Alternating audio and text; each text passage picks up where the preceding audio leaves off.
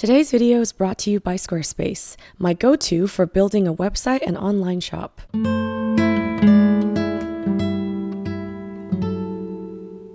Hello dear friends, today we are starting to render the main pass of this new fairy tale inspired portrait. If you'd like to see several hours of real-time tutorials where I record voiceover as I was painting, along with hundreds of hours of exclusive content and monthly art rewards, including a monthly live stream, feel free to check out my Patreon at patreon.com/happydartist.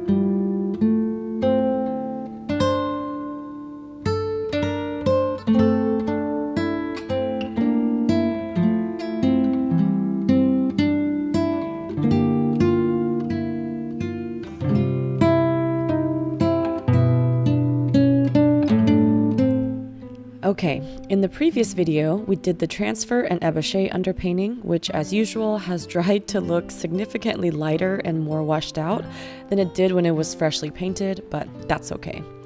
We are going to cover it up anyway with the main pass.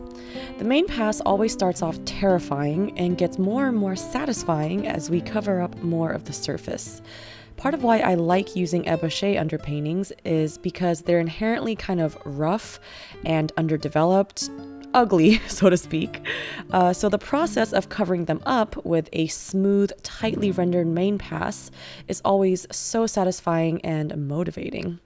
Even one small square inch of rendered paint is enough to make the entire rest of the underpainting feel so hideous that you just want to cover it up as quickly as possible.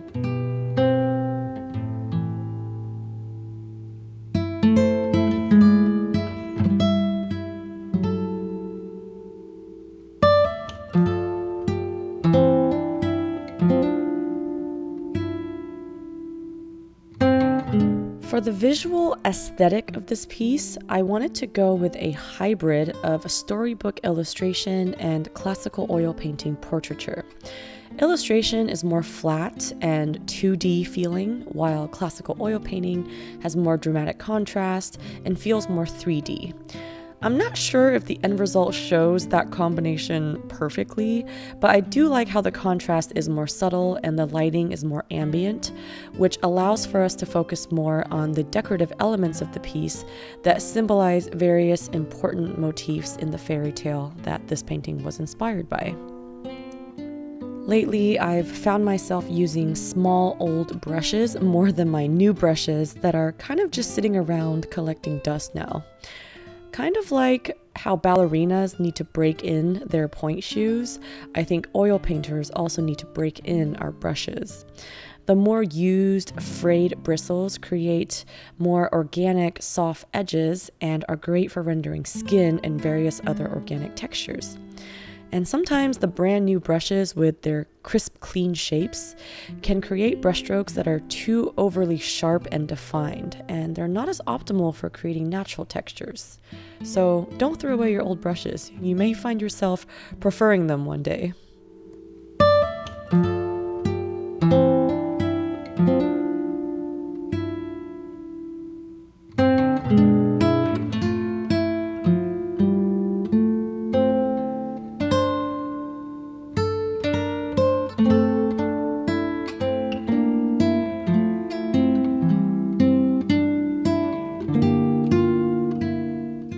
This piece required a lot of project management as each section of this portrait was so detailed and time-consuming, so I had to divide it up into several sittings. I'm always trying to avoid this weird limbo phase of oil painting where it's semi-dry. Semi-dry paint is the worst because it's not wet enough for you to work wet on wet because the paint is already kind of gummy and tacky, but it's also not dry enough for you to paint on top of without accidentally lifting the bottom layer of the paint. So when you're tight on time like I am, usually because of my love of procrastination, I have to commit to finishing an entire section in one sitting while the paint is still freshly wet, and then carefully plan the next section I'll be working on so that I don't need to paint over the previous section while it's still semi-dry.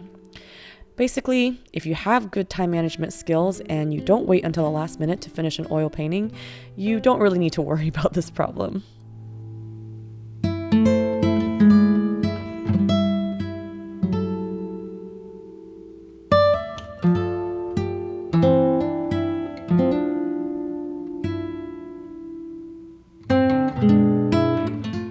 Anyway, the main pass took me so long that I'm not going to show all of it in just this one video.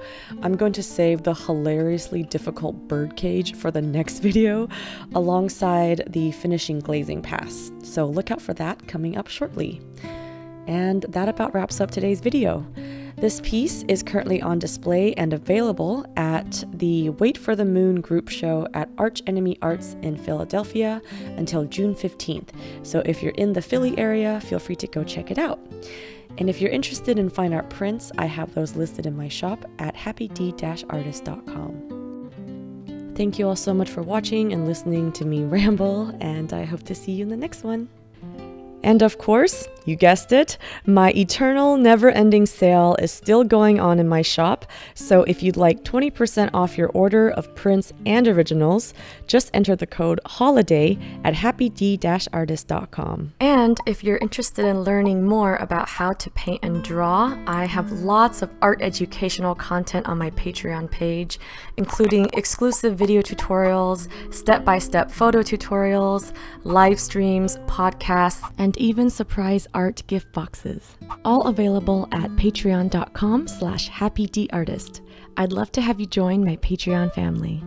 A big thank you to Squarespace for sponsoring this video and supporting the art community. I've been using Squarespace for 10 years now, and it's been an integral part of being able to make a living as an artist. Aside from their beautiful customizable templates and easy-to-use interface, Squarespace now has so many robust tools to help make website building be both effective and intuitive. There's a new design intelligence feature that uses a combination of industry experience and cutting-edge AI to help you make a website bespoke to your brand and digital identity.